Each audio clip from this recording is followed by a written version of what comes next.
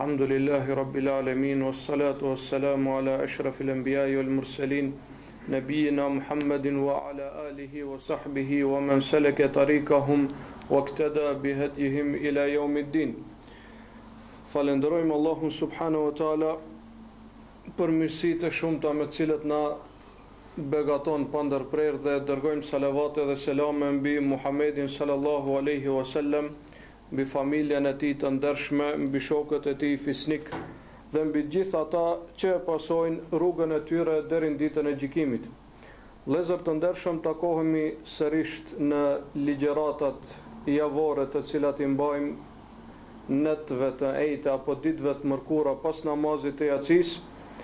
Sot inshallahu taala do të flasim për shkaqet e qëndresës në të vërtetën apo shkaqet e qëndrueshmërisë në fenë e Allahut subhanahu wa taala. Dhe ky faktikisht është dersi i dytë për këtë temë. Para disa javë kemi mbajtur dersin e parë ku e potencuam rëndësinë që e ka qëndresa në të vërtetën, sepse njeriu nuk duhet të jetë sezonal në praktikimin e fesë të Allahut subhanahu wa taala, po duhet që ta praktikojë atë non-stop dhe pa ndërprerje, derisa t'i vijë vdekja. Andaj ka nevojë që ta di se çka e mban të palëkundur në këtë rrugë, prej sprovave që i vijnë nga anët e ndryshme, dhe duhet t'i di shkaqet të cilat e bëjnë që të jetë i qëndrueshëm, sepse sprova do të ketë pa ndërprerje. Ne faktikisht filluam pak në dersin e parë me përmendjen e shkaqeve, sepse përmendëm shkakun e parë dhe më të rëndësishëm, i cili është leximi dhe meditimi rreth ajeteve të Kuranit famlar. Sot do të vazhdojmë inshallahu taala me përmendjen e 9 shkaqeve tjera, tërësisht do të bëhen 10 shkaqe. Në mënyrë të shkurt, kryesorja është që ta dimë domethënë atë më të rëndësishme prej tyre, sepse në realitet secila pikë apo secili shkak i cili do të përmendet në realitet e meriton që të jetë ders i veçantë. Mirë po ne do t'i përmbledhim këto shkurtimisht me lejen e Allahut subhanahu wa taala. Shkaku i dytë prej shkaqeve që janë të rëndësishme, thamë se i pari ishte leximi dhe meditimi i Kuranit.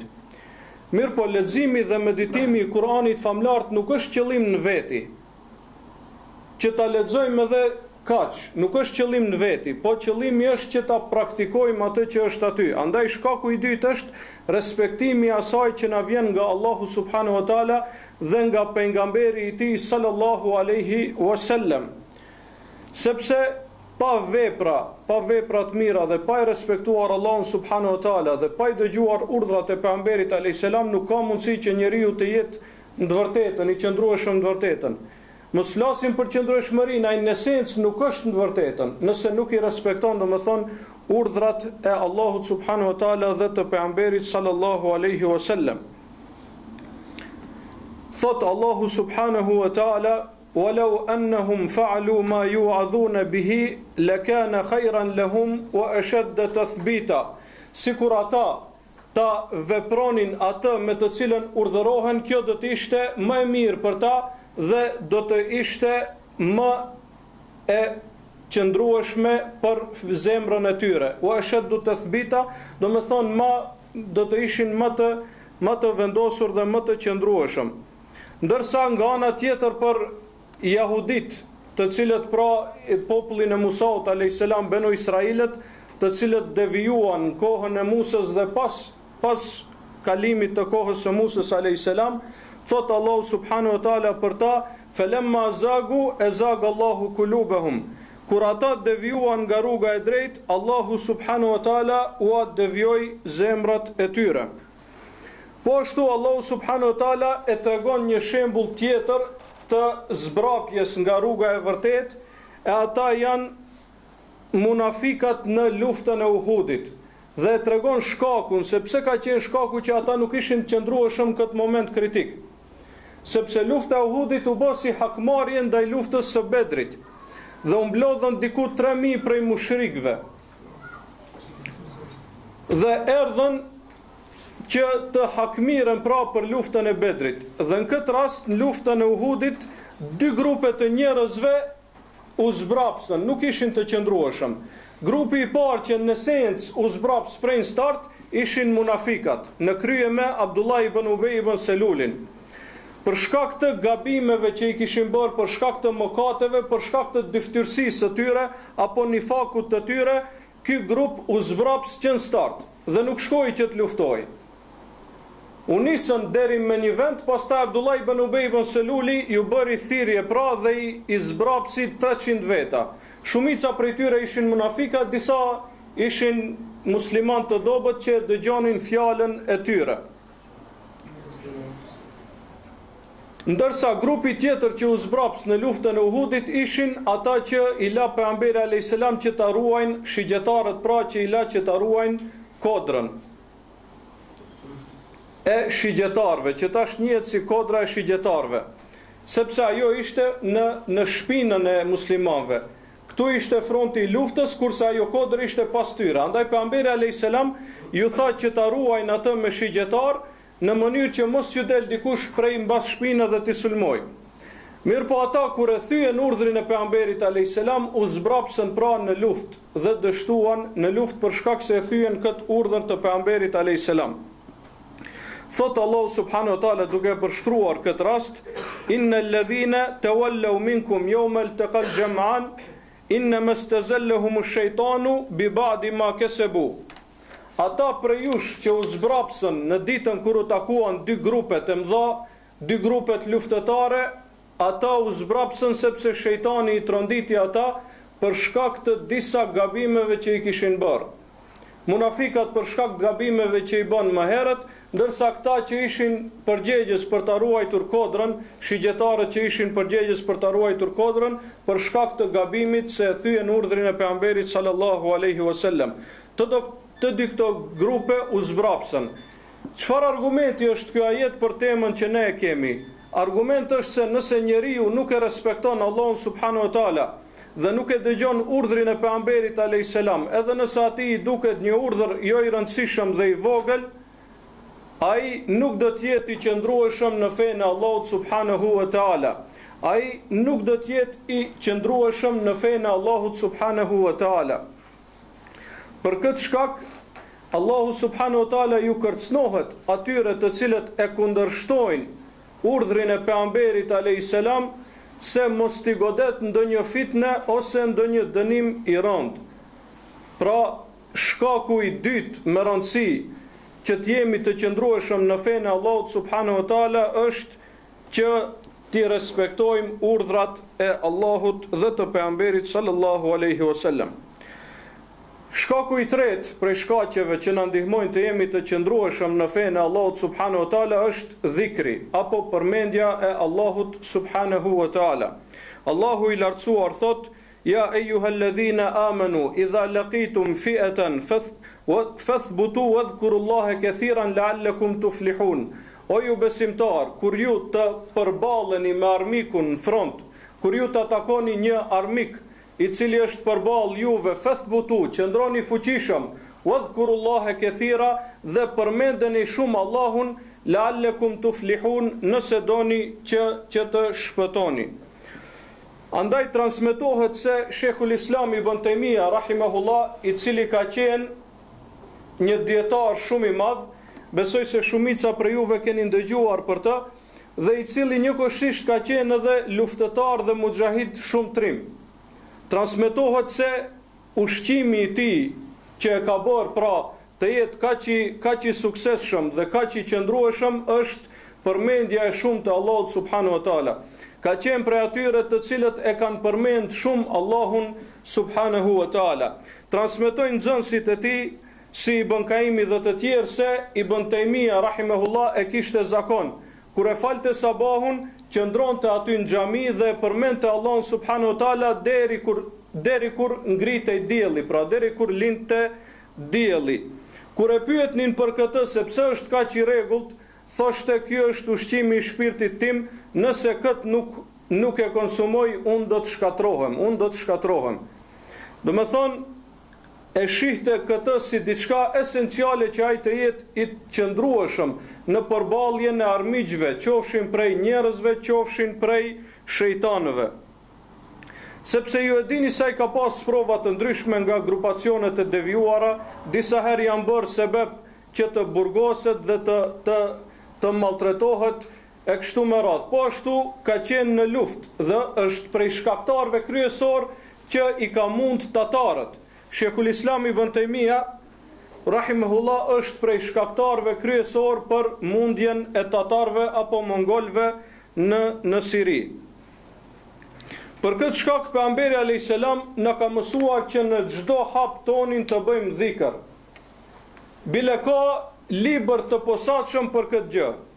Dhikri i mëngjesit, dhikri i mbrëmjes, dhikri pas namazit, dhikri kur zgjohesh, dhikri kur të biesh në gjumë, dhikri para se mu fut nevojtore, dhikri kur t'i afrohesh gruas për marrëdhënie intime, lloj-lloj dhikresh, dhikri kur bie shi, dhikri kur ka vetim apo murmurim, dhikri kur e sheh dikënd i cili është me tmetat, çka duhet të thuash, si duhet ta falenderosh Allahun subhanahu wa taala. Pra komplet libër special që tregon se si muslimani duhet ta përmend Allahun e lartësuar në raste të caktuara.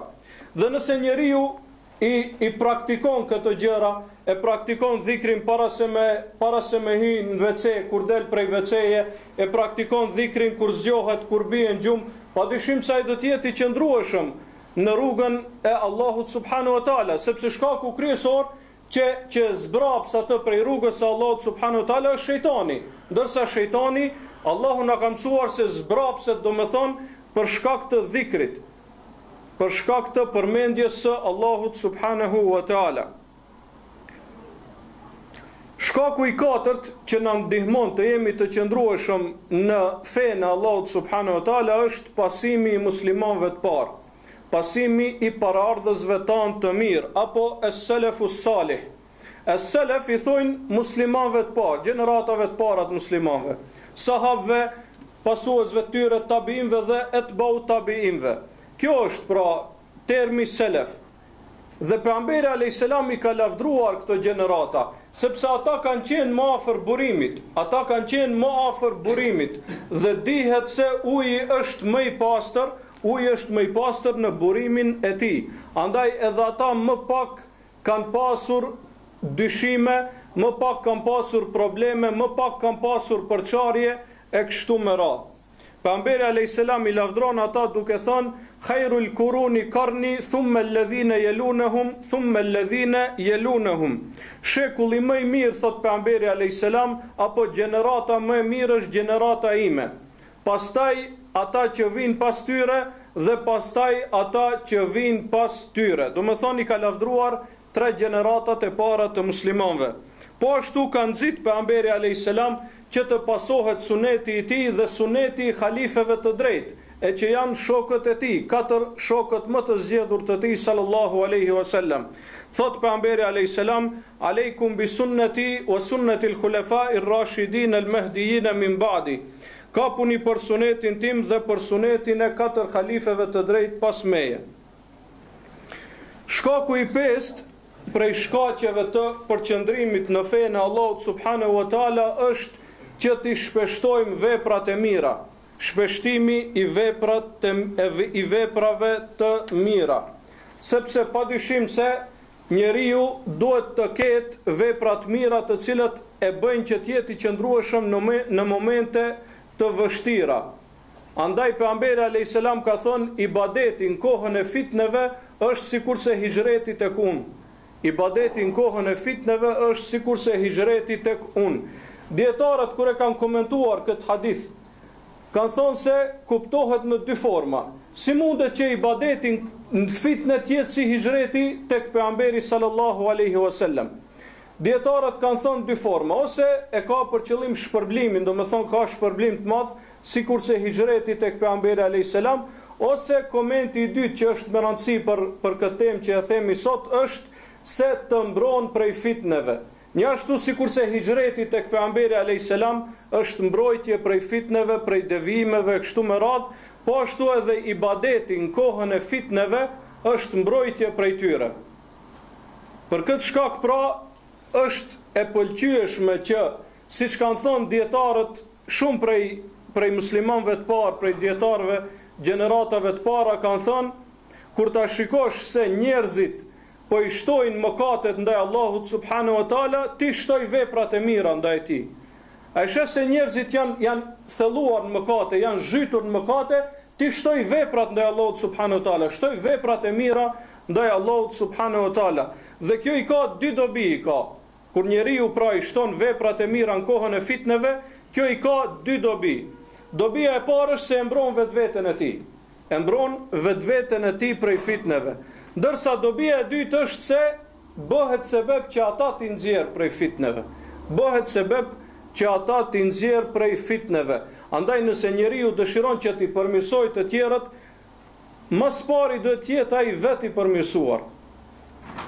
Sepse për të ndikuar daveti i tij dhe për t'ia dhënë Allahu subhanahu wa taala atë dhunti të madhe që dikush udhëzohet për shkak të tij, sebeb atij, duhet që ai të jetë meritor me disa vepra të mira, sepse dikush udhëzohet në dorën tënde, kjo është nimet i madh.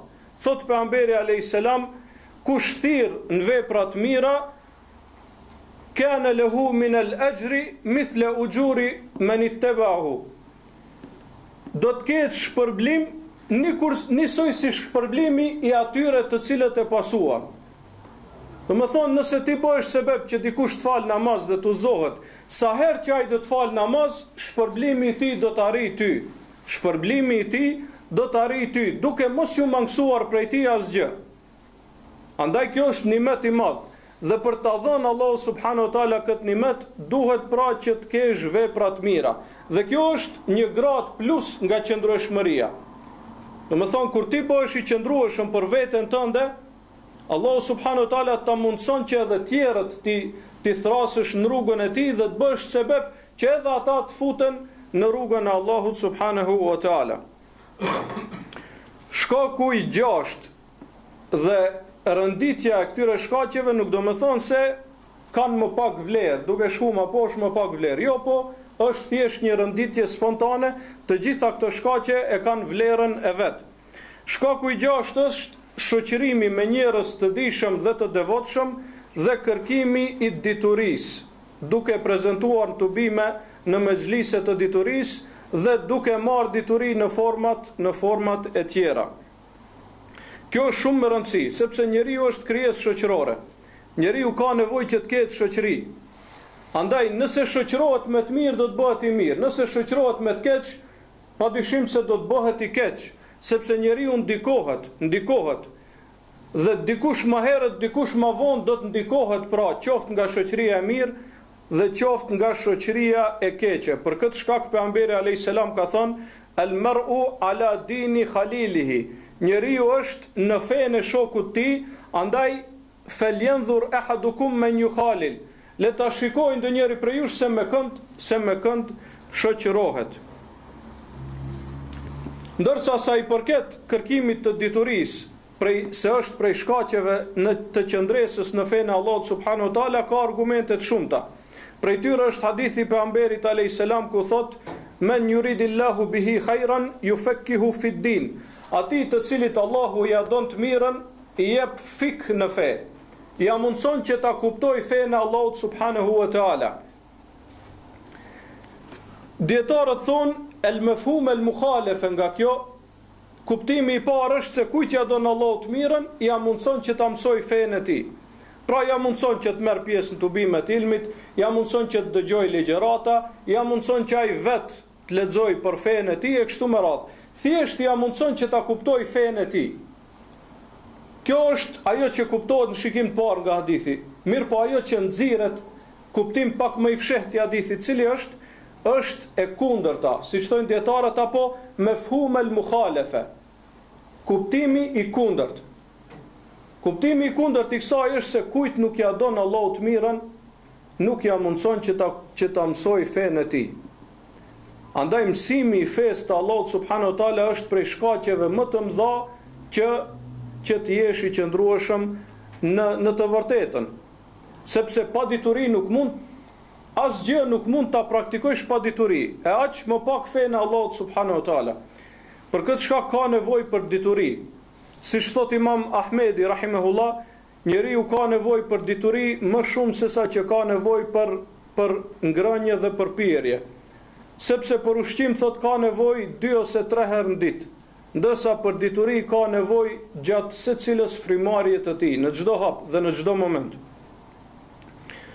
Një hadith tjetër që tregon po ashtu vlerën e mësimit të fesë dhe se kjo është prej shkaqeve që të bëjnë të qëndrueshëm në fenë e Allahut subhanahu wa taala është hadithi ku pejgamberi alayhis salam thot: "Men salaka tariqan yaltamisu bihi ilman sahhala Allahu lahu bihi tariqan ila al-janna."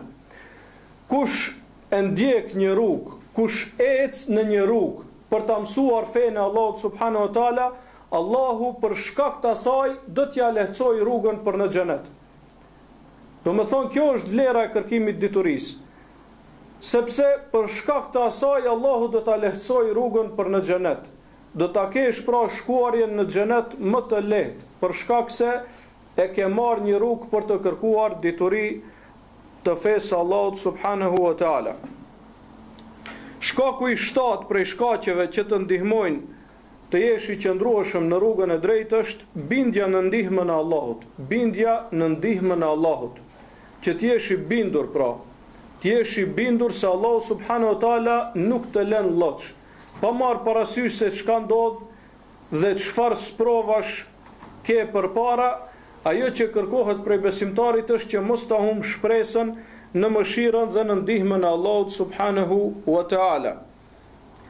Dhe kjo është ajo esenca pra e ndihmës së muslimanëve të parë, sepse bindja vjen nga imani i fortë, vjen nga veprat e mira. Bindja është si një kulm pra, është kulmi i gjithë asaj. Nuk ka, jo çdo njeri mund ta ketë bindjen e fuqishme, apo jekinin, siç i thon gjuhën arabe, nuk mund të arrijë çdo njeri. Edhe prej muslimanëve, madje edhe prej atyre që janë praktikantë, shumë prej tyre nuk mund të arrijnë jekinin. Kjo ka nevojë pra për dituri, ka nevojë për praktikim dhe ka nevojë për besim të fuqishëm. Shumë prej njerëzve në çaste të lehta, në çaste, domethënë ku s'kajnë probleme, apo në momente të lehtësisë, janë musliman, shkojnë xhami, falen e kështu me radhë. Mirë po, në momentin kur vjen një sprov, shumë prej tyre zbrapsen. Pse? Sepse bindjen nuk e kanë si duhet në ndihmën e Allahut subhanahu wa taala. Vjen një rrezik i vogël, apo një sprov e vogël, apo një problem i vogël, largohet domethënë prej vllaznive, prej xhamatit e kështu me radhë. Ku është bindja jote o vllai dashur? Ti prej start kur e ke nis këtë rrugë duhet ta dish se do të kesh probleme. Pejgamberët kanë pas probleme, çka mbet për mua ty apo atij tjetrit. Dhe jo vetëm praktikimi dhe ngritja e fesë së Allahut, po çdo gjë tjetër ka nevojë për sakrificë. Dhe ne jemi shumë mirë në krahasim me si kanë qenë muslimanët e parë dhe çfarë sprovash kanë pas ata. Andaj, për të qenë njeriu i qëndrueshëm në momente kritike, mos zbrapset prej sprovave, mos të bëhen shkak sprovat që ai të devijoj, duhet të ketë bindje të fuqishme pra në Allahun subhanahu wa taala. Patjetër, për këtë shkak shembullin që e përmendëm më herët për luftën e Uhudit, pse u zbrapsën ato munafikat, pse u zbrapsën disa prej muslimanëve me besim dobët për shkak të kësaj. Pra mungesa e disa gjërave, disa mangësi shkaktuan që ata të dështojnë në momentin kur nuk duhej të dështon. Dhe kjo ka urtësi, padyshim se kjo ka urtësi, që të qartësohen se kush janë munafikat dhe po ashtu që besimtarët marrin mësim, që ta shohin se një urdhër të pejgamberit alayhis salam me kundërshtu mund që të pësojnë rënd. Dhe në luftën e Uhudit pësuan rënd, shumë muslimanë u vranë, pejgamberi alayhis salam u plagos, shumë muslimanë u plagosën e kështu me radhë. Pse? Një urdhër të pejgamberit alayhis salam, një urdhër të pejgamberit alayhis salam nuk e çuan në vend dhe kështu ndodhi. Dhe kështu pra ndodhi. Andaj Allahu subhanahu wa taala në shumë ajete na nxit që të kemi bindje në të dhe na tregon se si muslimanët e parë, po edhe pejgamberët para tyre ishin të bindur në Allahun subhanahu wa taala. Thot Allahu subhanahu wa taala, wa kana haqqan alejna nasrul mu'minin. Dhe ne kemi obligim që t'i ndihmojmë besimtarët. Dhe thot, wa inna jundana lahumul ghalibun. Dhe ushtria jon do të fitoj. Shkaku i tetë prej shkaqeve të qëndrueshmërisë në të vërtetën është që njeriu ta njohë jo të vërtetën, që njeriu ta di të pavërtetën, ta di të kundërtën e të vërtetës. Dhe njeriu nuk e mëson të pavërtetën që ta praktikojë atë. Dhe nuk e mëson të pavërtetën për shkak të asaj. Mirë po duhet ta di se cila është e pavërteta. Mirë po jo nga burimet e të pavërtetës, po nga burimet e të vërtetës. Duhet që të informohet se cila vepër është mëkat, cila vepër është shirk, cila vepër të nxjerr prej feje, cila vepër të aprish për shembull namazit, cila vepër të aprish agjerimin, cila vepër shkakton që haxhi të jetë i mangët, nëse është duke shkuar në haxh, kështu me radhë. Për çdo ibadet që e bën, duhet t'i di edhe gjërat që janë të këqija për atë ibadet veçanti, ose për përbesimin dhe fenë e tij në përgjithësi. Duhet pra që t'i mësoj ato që janë vepra kryesore, që janë njëherë veprat që të nxjerrin prej feje. Duhet ta mësoj çështjen e shirkut dhe kufrit, ta di se çka është shirk dhe cilat vepra të nxjerrin prej fesë së Allahut subhanahu wa taala, në mënyrë që mos të bjerë në to,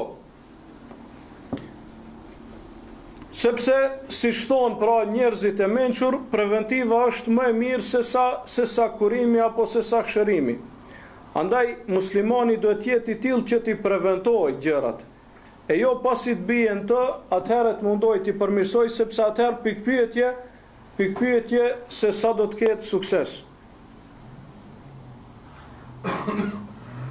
Shkaku i nënt prej shkaqeve që t'jemi të qëndrueshëm në fenë e Allahut subhanahu wa taala është lutja drejtuar Allahut të lartësuar, që ta lutim Allahun subhanahu wa taala.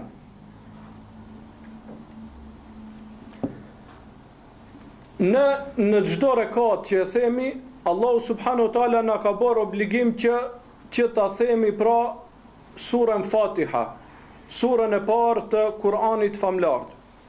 Dhe në këtë surë është një ajet që thot ihdinas siratal mustaqim, na udhëzon në rrugën e drejtë. Kjo është lutje drejtuar Allahut subhanahu wa taala. Dhe jo rastësisht Allahu e kërkon prej neve që këtë ta themi në çdo rekat, sepse kemi nevojë që të kemi udhëzim prej tij në çdo moment. Po ashtu edhe pejgamberi alayhis salam na ka mësuar që t'i bëjmë disa dua. Prej lutjeve që i bënte shpesh pejgamberi alayhis salam dhe që e ka mësuar umetin e tij që t'i bëjnë ato, është edhe thënia e tij, ja mukallibal kulub, thabbit qalbi ala dinik. O ti që i rrotullon zemrat, do me thonë Allahu i lartësuar, sepse zemrat tona janë dorë të Allahut subhanahu wa taala. O ti që i rrotullon zemrat, ma përforco zemrën time në fenë tënde.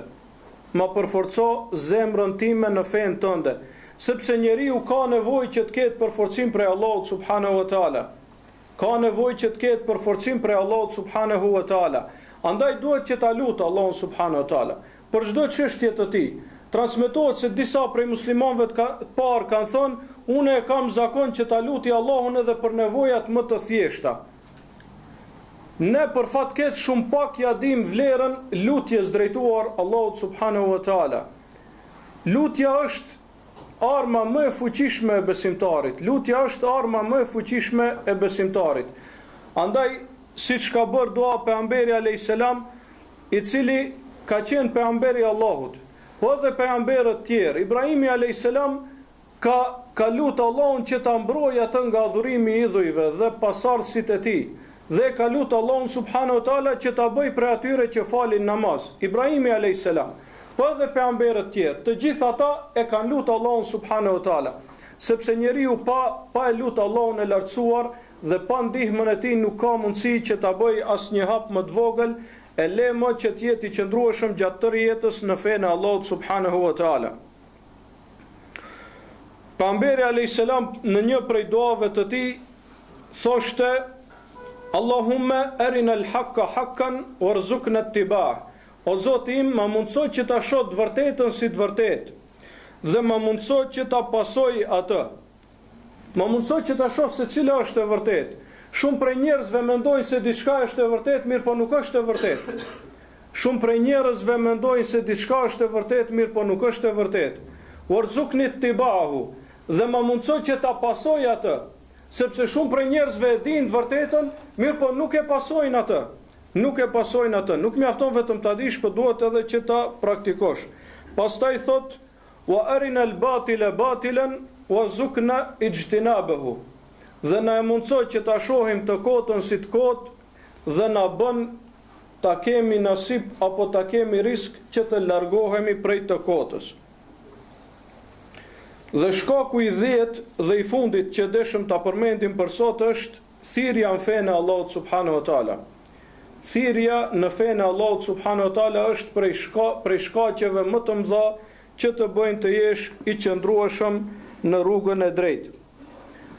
Sepse kjo është rruga e pejgamberëve të Allahut në krye me pejgamberin sallallahu alaihi wasallam. Thot Allahu subhanahu wa taala kur i drejtohet Muhamedit alayhis salam, thot: Kul hadhihi sabili, thuaj kjo është rruga ime. Thuaj o Muhammed, kjo është rruga ime. Ad'u ila Allahi, unë thras për tek Allahu subhanahu wa taala. Ala basira do me thonë me argumente, me dituri. Nuk thras me ignorancë për tek Allahu, po me dituri dhe me argumente. Ana wa man ittabani, unë dhe ai që vjen pas meje. Unë dhe ai që vjen pas meje, thot pejgamberi alayhis salam, e kemi rrugë që të thrasim në fenë e Allahut subhanahu wa taala.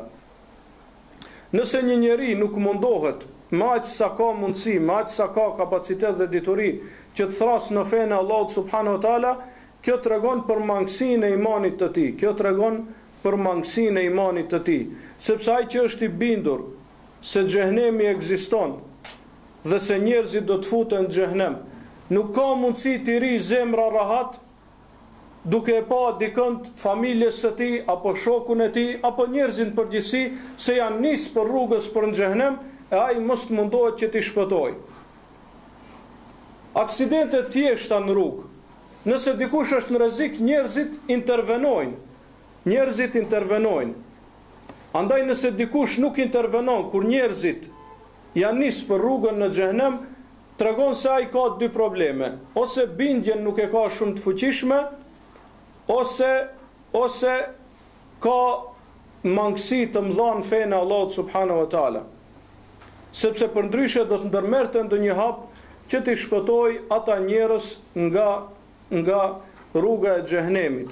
Nuk ka mundësi njeriu t'i shet dikon duke shkuar në shkatrim dhe mos të mundohet që ta shpëtoj.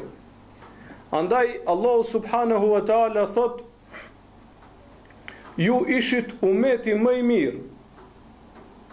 Kuntum khayra ummetin ukhrijat lin-nas. Ju ishit umeti më i mirë që keni dalë për njerëzit.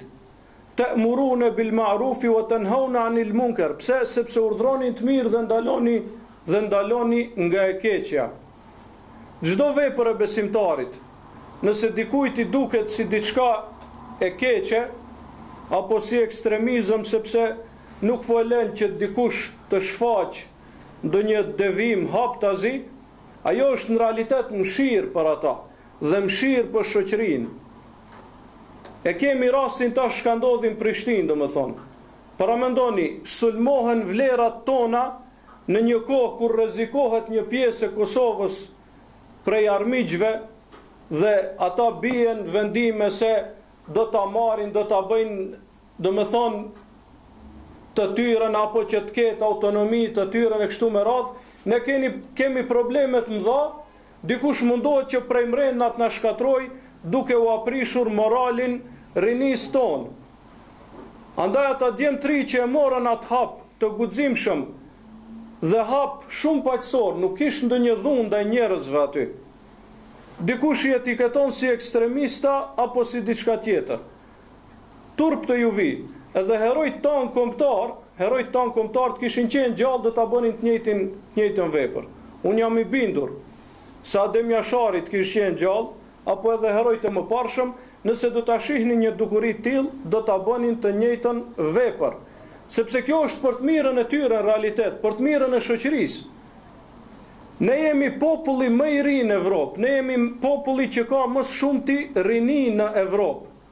Andaj jo rastisht mundohen që ti fusin këto degenerime dhe këto shturje seksuale që të na e prishin natalitetin. Sepse ata friksohen nëse populli shqiptar apo muslimanët në përgjithësi shtohen në Evropë. Dhe mos u habitni se ata shikojnë gjatë, ndoshta shikojnë 50 vjet përpara, domethënë. Dhe statistikat e tregojnë këtë gjë. Domethënë statistikat se sa shtohen muslimanët dhe sa ata janë duke shkuar minus e tregojnë këtë gjë. Se për disa vite dhe disa dekada numri i muslimanëve do të shtohet shumë në Evropë. Andaj nuk është për të habitur kur del për shembull ndonjë ambasadore e Evropës ose ndonjë devijum tjetër, po është për të habitur me këta tonët që e kanë emrin Hasan e Husein apo ndonjë emër tjetër musliman apo dikush tjetër që thot se i përket partisë islame dhe pastaj thot duhet t'i lëm këto të lirë. Si ka mundësi? Pse kriminalët tjerë nuk i leni të lirë? Pse ka vende, spitale ku problemet psiqike trajtohen? Pse pedofilët për shembull nuk janë të lirë? Edhe ata e kanë bërë një zgjidhje, dhe gjithë kriminalët tjerë kanë bërë një zgjidhje. Mirë po jo, kur është krim, kur është në dëm të shoqërisë, nuk ka liri aty. Liria e secilit mbaron aty ku përfundon ati tjetrit. Nëse ti do të mundohesh që ta përhapish atë tëndën, se këto nuk ka problemi se ata e praktikojnë. Ata mund ta praktikojnë fshetësi dhe kërkush mos ta di. Problemi është se ata dëshirojnë që ta përhapin nëpërmjet shfaqjeve, domethënë ti përhapin këto devijime në shoqëri. E ato nuk do të arrijnë me lejen e Allahut subhanahu wa taala. Andaj Allahu subhanahu wa taala tregon për jehudit, të cilët janë mallkuar, se u ndajtën në 3 grupe. Grupi i parë ishin ata që bënin mëkate. Grupi i parë ishin mëkatarët. Ata dihet pse janë mallkuar. Grupi i dytë është interesant. Grupi i dytë, të cilët u mallkuan nga ana e Allahut subhanahu wa taala, janë vepërmirë, nuk janë vepërkeqi. Janë njerëz të mirë. Mirë po pse u mallkuan? Sepse nuk ndaluan nga e keqja. Thot Allahu subhanahu wa taala: "Lu'ina alladhina kafaru min bani Israila ala lisani Dauda wa Isa ibn Maryam, dhalika bima asaw wa kanu ya'tadun." Janë mallkuar ata që mohuan nga Banu Israilet në gjuhën e Davudit dhe Isës, birit të Mërjemës, për shkak se i tejkaluan kufit dhe bën vepra të këqija. Çka ishin ato vepra të këqija? Kanu la yatanahawna an munkarin fa'alu. Ata ishin të tillë që nuk e ndalonin njëri tjetrin nga gabimet që i bënin. Nuk tha bënin gabime, por nuk e ndalonin njëri tjetrin nga gabimet që i bënin. Sepse kur një gabim përhapet në shoqëri dhe askush nuk i thot ndal dhe askush nuk e kundërshton, atëherë e meritojnë dënimin dhe shkatrimin tërë shoqëria. Padyshim se veç tema e pikës fundit e që është thirrja në fenë e Allahut subhanahu wa taala do të merrte një ders të tërë. Mirë po, ne do ta përfundojmë me kaq sepse edhe koha nuk mjafton. Lutim Allahun subhanahu wa taala që t'i shpërblej dëgjuesit të cilët do t'i dëgjojnë këto fjalë dhe sallallahu wa sallam ala nabiyina Muhammad wa ala alihi wa sahbihi.